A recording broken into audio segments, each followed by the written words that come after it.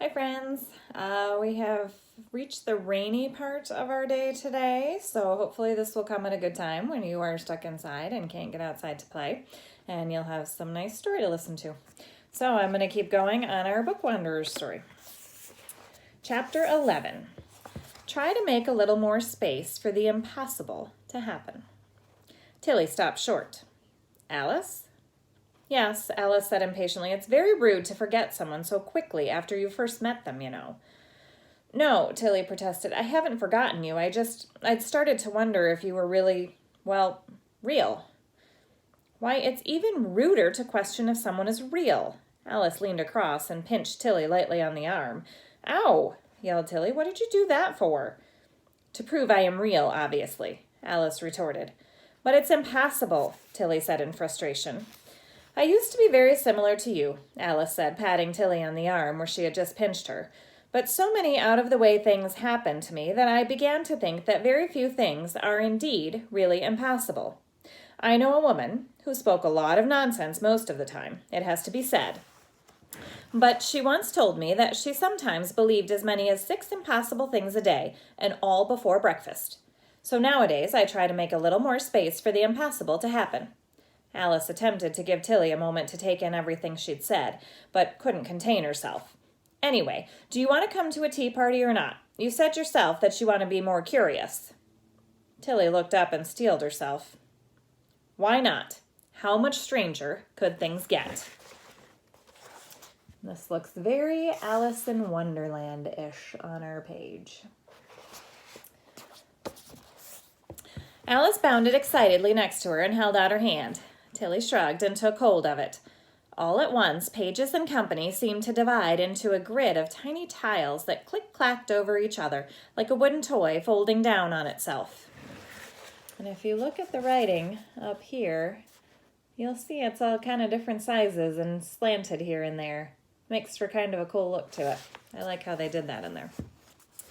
In only a few seconds, the whole shop had dominoed down and seemed to wind itself in under Tilly and Alice as if pulled to them by a very powerful magnet. Tilly's stomach dropped, like the moment you go over the top of a roller coaster, and there was a smell of marshmallows toasting on a bonfire. Instead of the familiar bookshop, Tilly and Alice were standing in a colorful forest, with a thatched house tucked into the trees and a long table set out in front of it. At one end of the table sat a large hare in a bow tie, a dormouse who seemed to be asleep, and a man wearing a rather mad-looking hat. Oh, you were talking about this tea party, Tilly said queasily. Alice nodded merrily. Welcome to Wonderland. It's always tea time here. Let me introduce you, she said, skipping over to the table. And please don't mind them if they are a little rude until they get to know you, and quite likely for a while after that as well. Tilly followed Alice to the table, not quite believing that she could feel the grass under her feet and touch the wooden chair she was about to sit down on. No room, no room, the hare shouted, and Tilly felt a strange sense of déjà vu. Was this the exact scene from the book she had read so many times? Why, there's plenty of room, Alice said sternly. We've been over this before.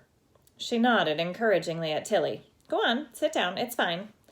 Tilly perched on the edge of the huge squishy cushion covering the chair and smiled nervously at the characters she knew so well who were now staring at her haughtily. Would you like some cake? The Hatter asked, gesturing at the table, which was entirely free of anything to eat and held only teapots and teacups. No, thank you, Tilly said. May I have a cup of tea, please? I am ever so sorry, but we are completely out of tea. So sorry, so sorry. Would you like some wine? The Hatter said, while pouring himself a cup of tea. I can't drink wine. I'm 11, Tilly said, confused. I'm ever so sorry, the Hatter replied. How foolish of me. You are far too old to be drinking wine at tea time. Too old? Why, yes, one should have long broken the habit of wine drinking if one is already 11. Your discipline is commendable, and we shall all be most inspired by it. Some tea? He said. Well, yes, I wanted tea to begin with, Tilly said.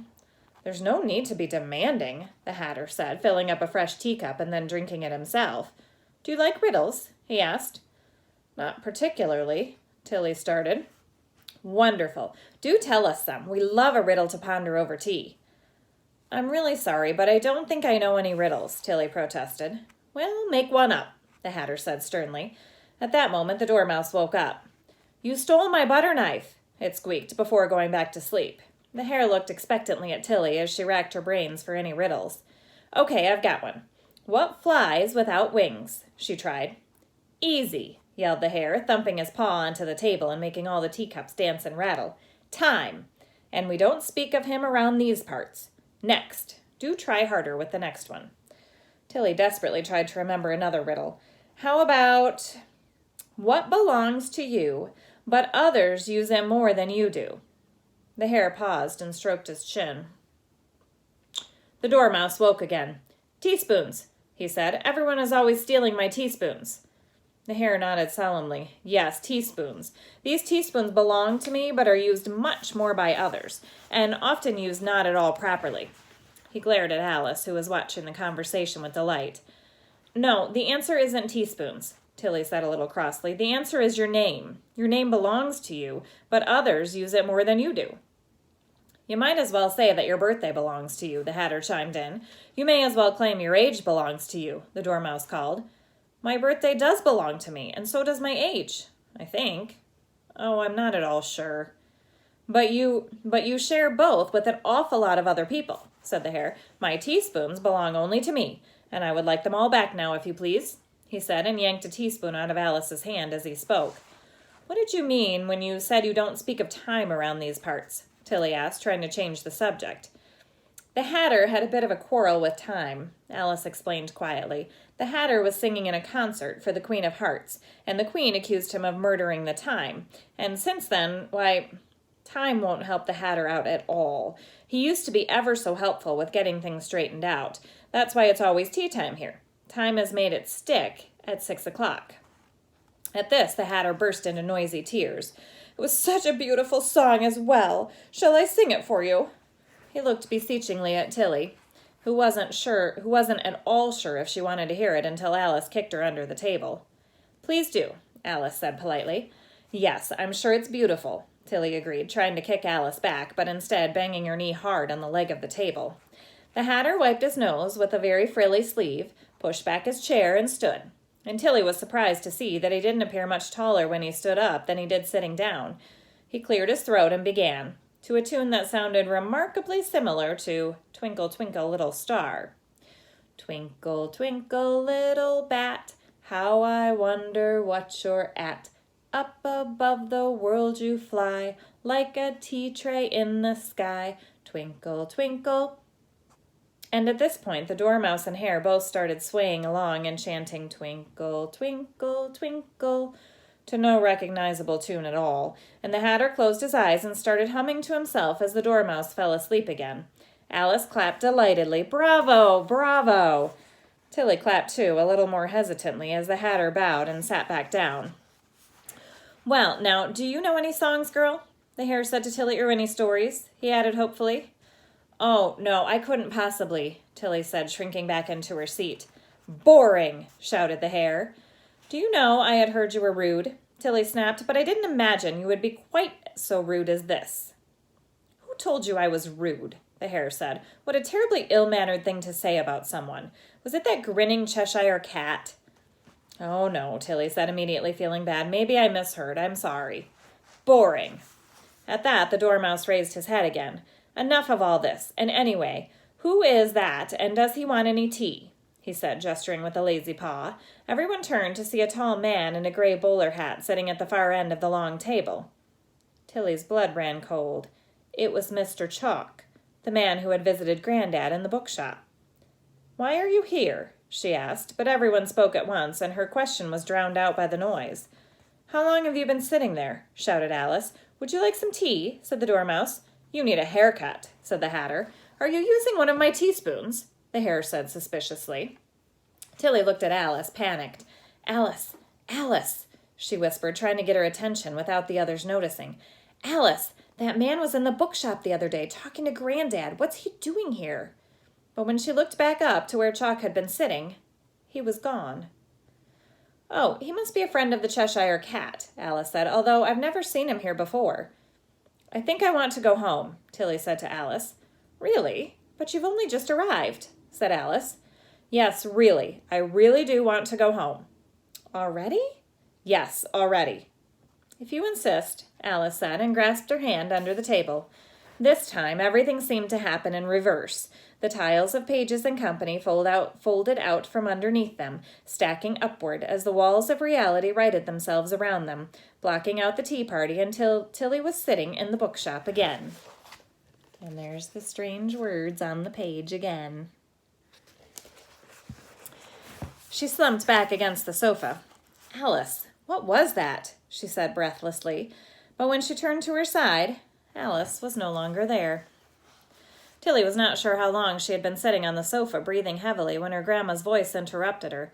Tilly, could you come and help with dinner? She shouted up the stairs. Coming, Tilly called, shaking her head as if trying to dislodge the memory of what had just happened. Are you okay, sweetheart? Grandma asked as they topped and tailed green beans side by side. You've been out of sorts today. Is whatever bothered you when you went to the shop still playing on your mind? I just had a weird afternoon, Tilly said tentatively. I bumped into Oscar and we kind of disagreed about something, and then when I got back here I met some, unusual people. In the bookshop? Grandma said. You know you don't have to talk to any customers if you don't want to, and you can come and get one of us or Jack at any point. It wasn't like that, Tilly said. I kind of knew them already. Grandma frowned. Kind of. Were they from school? You're talking in circles, Tills. It's been that sort of day, Tilly said.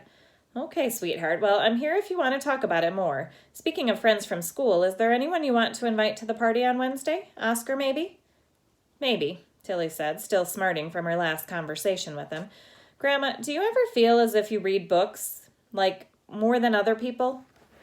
Well, yes, of course. I read books for my job, so I definitely read more books than lots of people, although several of our regulars certainly like to tell me about everything I haven't read, she said, carrying on trimming the beans. No, I don't mean more books. I mean, do you read more intensely, I guess? Like, sometimes when you're reading, do you feel like you're really there or something? Grandma turned and looked intently at Tilly just as the phone rang, startling them both. Grandma's knife slipped, catching the tip of her finger. Oh, shoot, she said, grabbing a nearby tea towel and pressing it onto her finger, which was undramatically but consistently leaking blood. Tilly, I very much want to talk more about this, but right now I need you to go quickly and get me the first aid box from the bathroom. Tilly nodded and went to get the box as the phone rang off. By the time Grandma's finger had been thoroughly cleaned and bandaged, their conversation seemed to have been forgotten.